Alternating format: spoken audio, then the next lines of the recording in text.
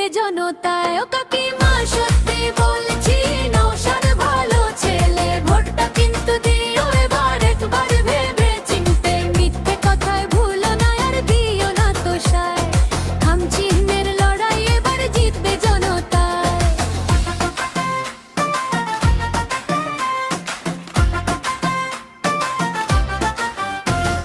দাদা দিদির খেলা দেখে কাটলো অনেক দিন, পকেট সবার খালি হলো, বাড়ছে শুধু ঋণ।